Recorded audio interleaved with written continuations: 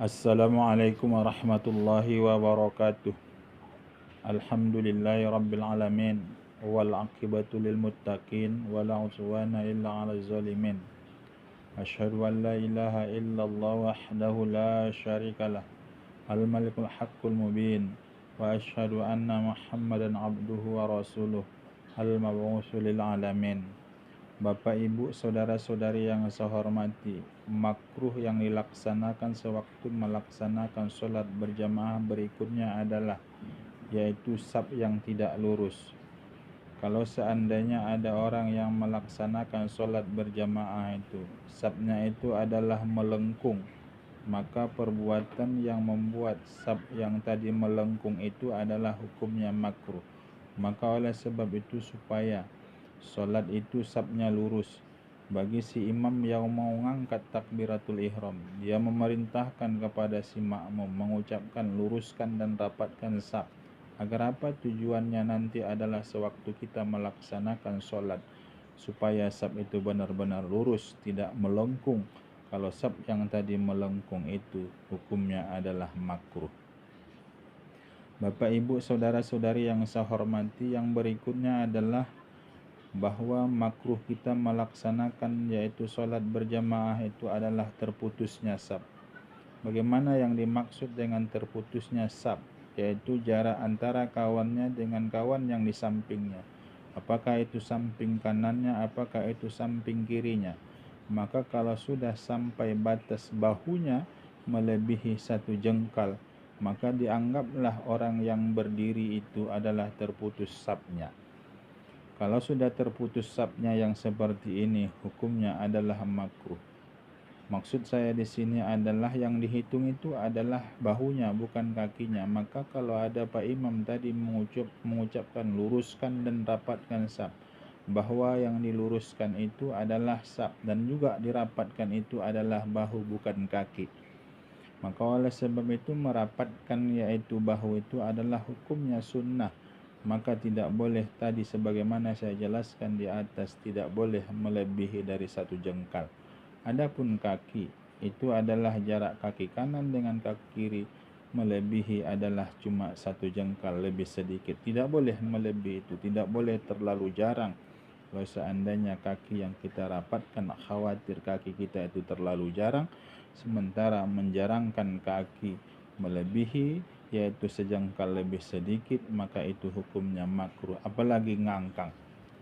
Pak, Ibu, saudara-saudari yang saya hormati, itu dia makruh yang berikutnya. Maka sewaktu kita melaksanakan sholat, maka kita perhatikan bahwa bahu kawan kita dengan kita itu tidak boleh melebihi 1 jengkal.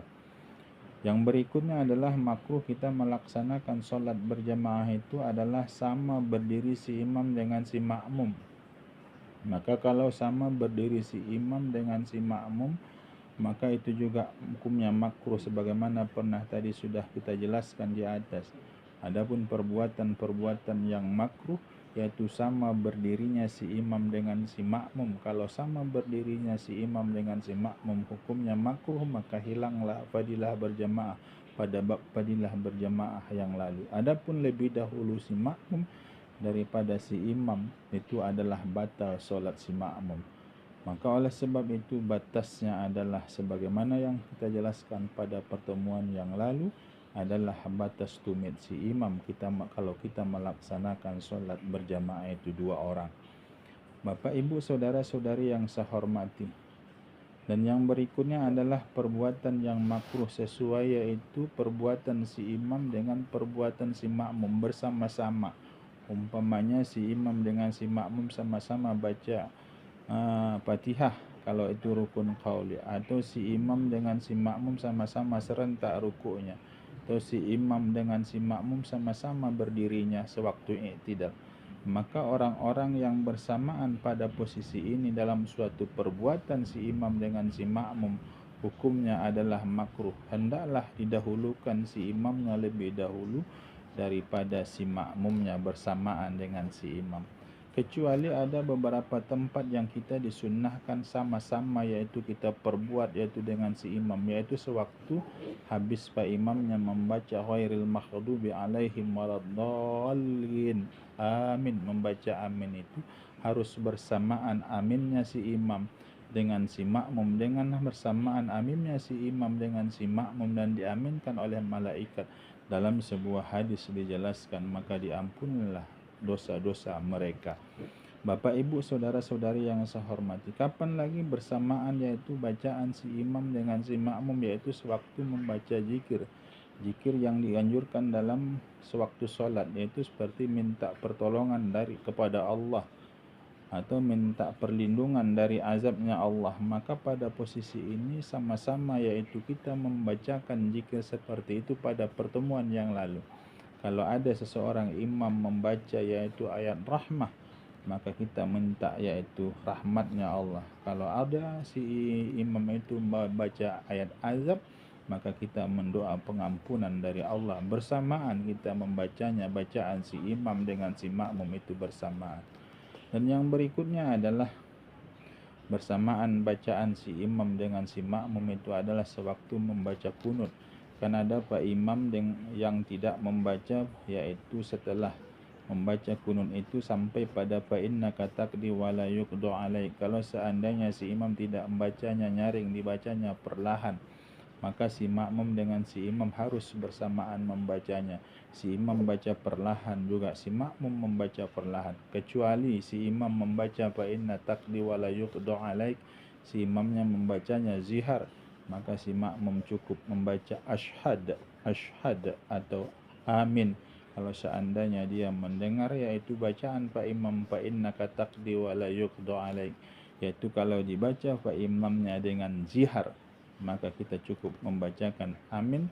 Dalam pendapat yang kuat dijelaskan dalam kitab Asyah Zaman, kalau kita tidak mengerti tentang bacaan yang lain, kalau seandainya si imam membaca fa innaka taqdi wa la yuqda alaik dibacanya zihar, maka kita sebagai makmum cukup membaca amin.